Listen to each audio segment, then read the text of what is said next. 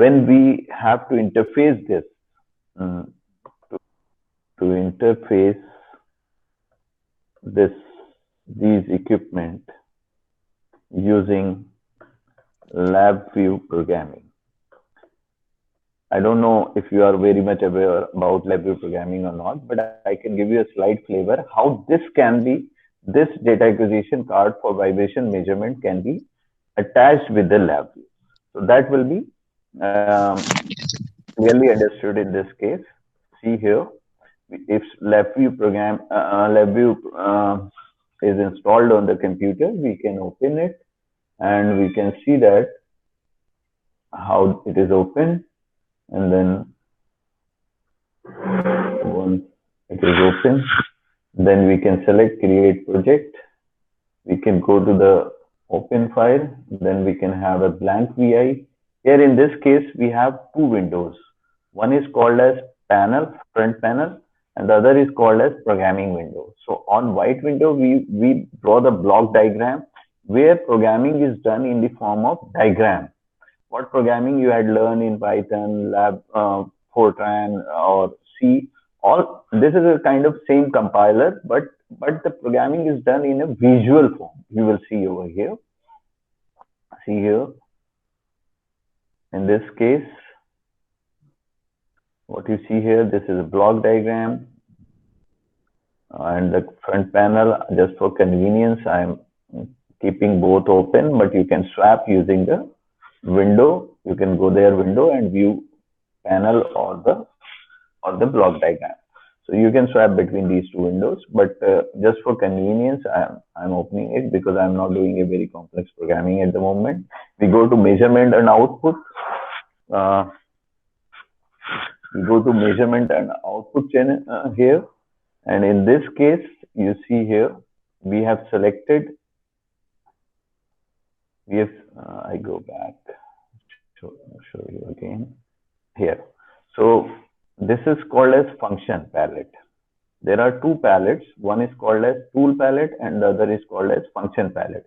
In function palette, we go to measurement and output. There are many functions in the form of structures like for loop, while loop, arrays, clusters, constant values, logical gates, strings, timers, expressions for comparison, comparative statements, file input output, waveform. So there are many functions. So we go to measurement, input and output.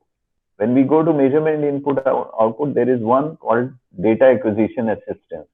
Once we select data acquisition assistance, it asks for the basic input and output conditions. So when it initializes, what we see here,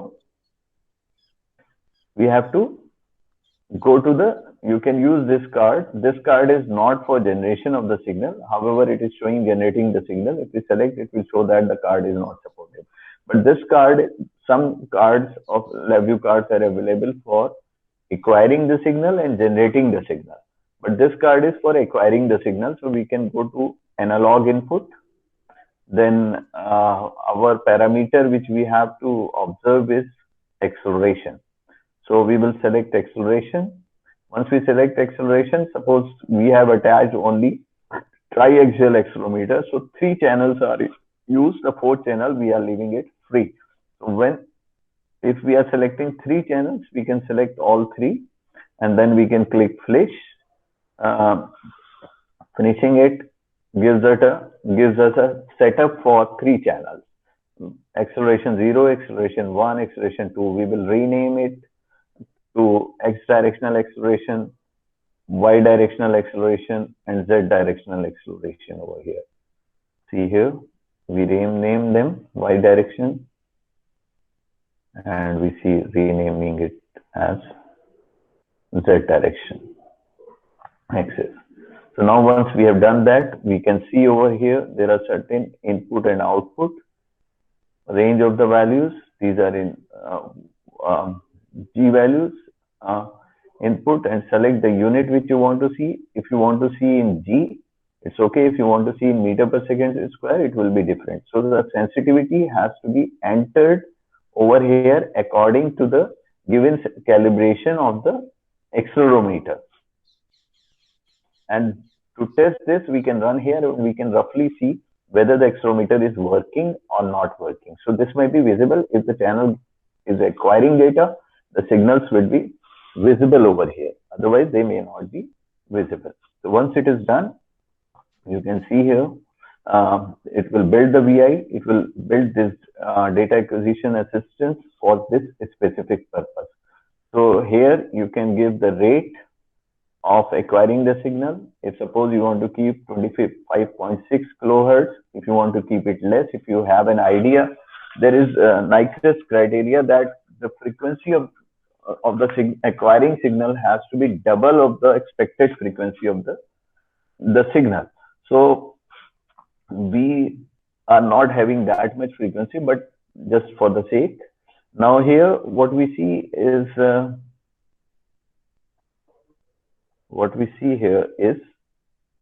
go back.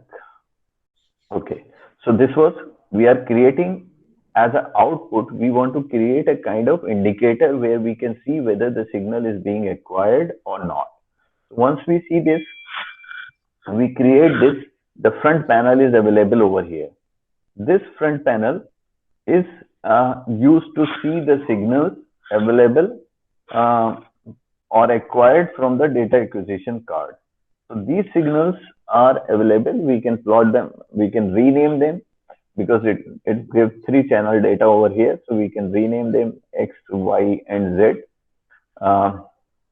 Here we are renaming it X-axis, Y-axis acceleration, Z-axis acceleration. This amplitude can be renamed as G because unit is G, but I'm not doing it here. This is a time signal. If we run this program, now we can have a numerical indicator of the values. We can select from the control panel. There is control panel, and if you are in block diagram window, it is called as function palette. Here we can have, here we can have function palette to control the function palette. Function palette, and here is called as control palette. So there are input and output. So this is for our indicator. It is an output thing which we see over here. This is function, the programming is done. This array, we want to connect this also, so the data which you are getting here can go over here. It is showing an error. The reason is that it is an array indicator, but the value is in the form of signal. So once we convert the normal data to a string, to signal, then only it will be visible using this statement.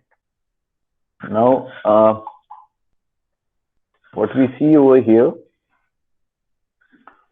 this is a data indicator. We can, if that array is not working, we can go for creating the data indicator. So in data will show the values which are being sent to the graph indicator. So this is what over here is. Now again we are going into function palette. We are taking a while loop. The reason for taking while loop is that the program will keep on running. Otherwise program will stop after the first run. So to keep on running, we can have a while loop. There is a one control here. If we attach it with a switch, the switch, once we will press, it will break the loop and the program will end. Let's see here. We will connect a control here, either control or indicator. So control, a stop button is created over here. We can place it somewhere to make it functional. Once program is running, if you press the stop button, the program will terminate. That is the use of this while loop. This is while loop. So this we had already connected. We can further see. We can go to tool palette over here. Tool palette can be used for either writing something or picking up and movement or connecting by string like that. So this tool palette is very much useful. Sometimes it auto work or sometimes we have to select it. So we can select it using the tool palette and we can see whether the mechanical action is what that. So this is a start button we are using for after running the program, we have to start recording, and when we want to terminate the program, we can use the stop button. Just clicking on the front panel, the block diagram you need not to see. This is the program window. We have used a case option here, true or false. So we have connected to a Boolean input. So sorry, it will be connected over here. So Boolean input, if the input is true, so whatever is in the true window that will execute, and if it is false, then whatever is in the false window that would execute. So this is how we can make the case conditions for true and false. Now see here, it was a start was true, so we are acquiring the signal, and that signal is visible here. Here in the running the program, you can put a probe and you can see that what the data is going on. So data can be visible over here by the probe, or you can have a kind of probe will show you the data over here, and this is basically running like a equipment. So that is why library programming is called as virtual instrument programming. These are called as virtual instrument. So virtual instrument details. So this is the block diagram. How do you program? You can make further conditions. So another while loop. So program will keep on running, but it will not start unless you give the true value to the start button. So program will keep on running, but it is not showing any data unless it was true. So once it is true, data is available. Once it is false, data is not available, but program is not terminated. When we stop button, it will terminate. Now, if suppose we want to save data into a particular file. So there is a statement which you have seen here. See here, we go to function palette, and in function palette, you can pick up the write to measurement file option. Write to measurement file option is this one. This data which you are acquiring here and showing here, that may be connected to this, and it will store the data at a particular location. So for data storage, we can use write to signal file option. We have utilized over here, write to measurement signal file. This will be option which is utilized over here. So we can connect this and the data will be saved. We are making it true because otherwise this will not append the data next time. Again, it will ask for whether you want to have to add the file, add the value or not. So to keep on writing the values in the file, you have to connect this append option, which is over here, to the true function. Now you have to give the file path. To give the file path, you can select entering a string.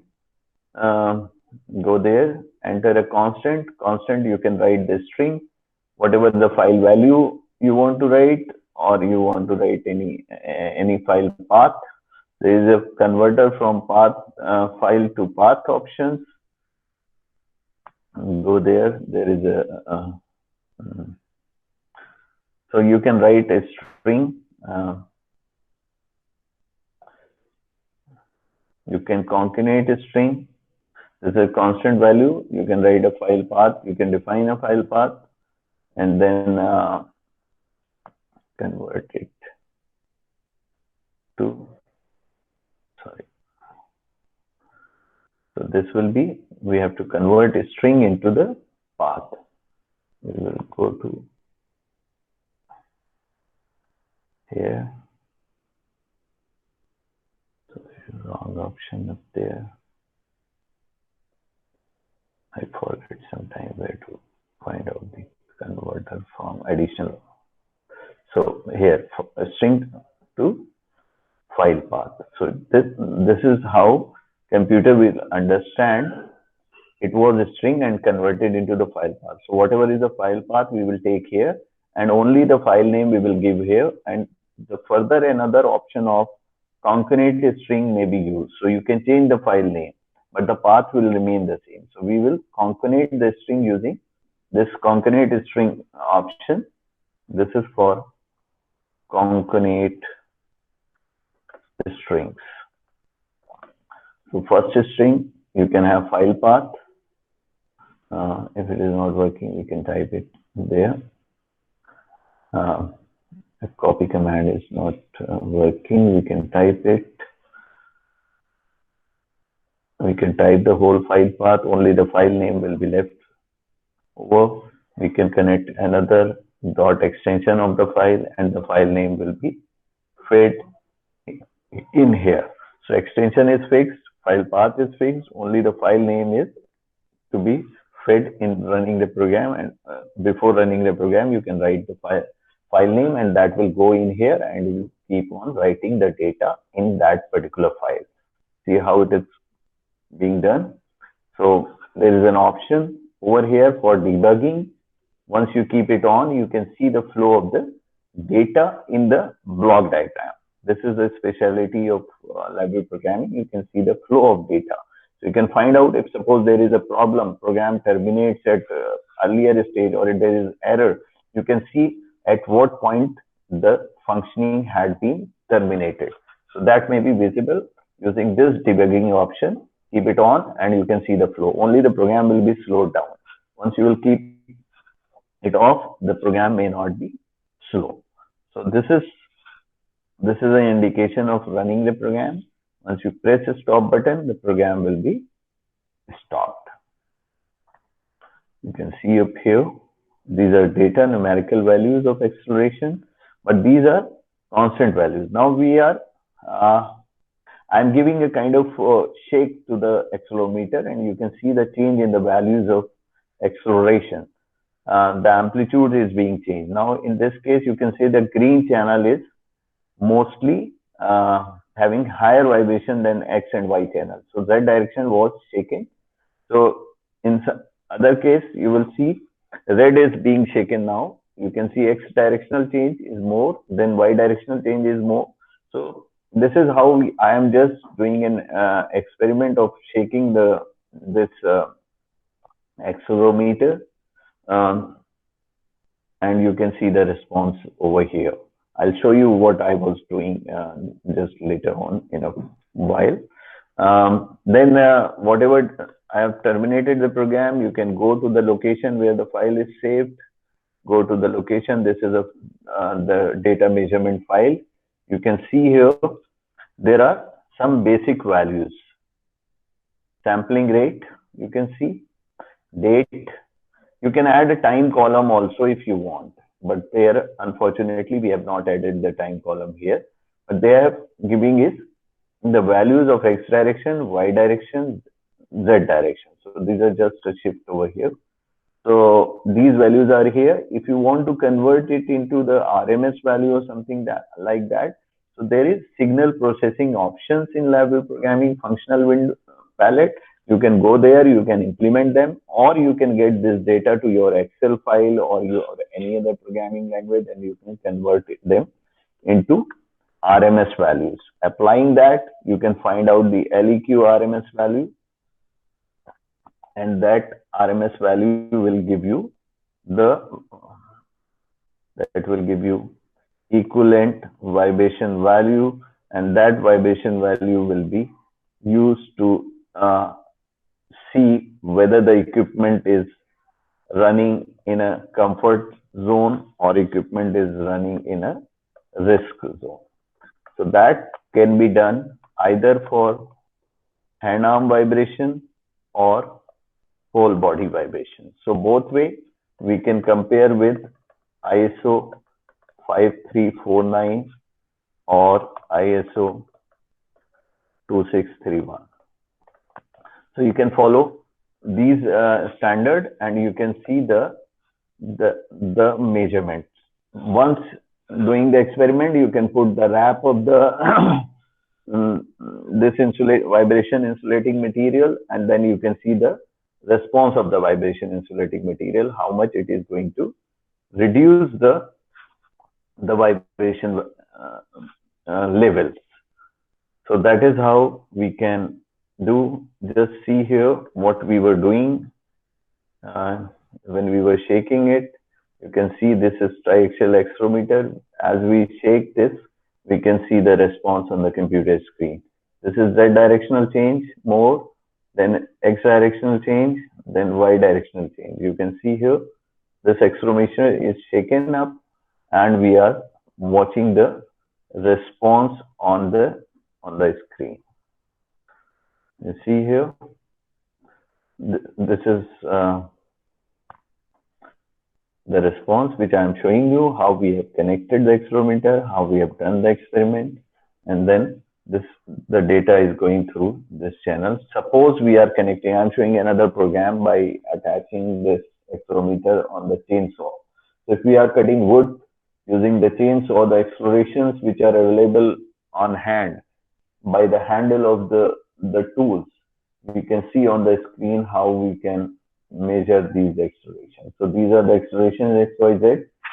We have made 3 graph indicators instead of 1 graph indicator, as I have shown you earlier. These are 3 graph indicators XYZ. This is a spectrum analysis of all 3 graph indicators which you see down here. So these are time domain to the frequency domain signals. We have converted it. So that was all about human vibration measurement and comparing the measured value with respect to the standard recommended values. So this was all about hand-arm vibration measurement.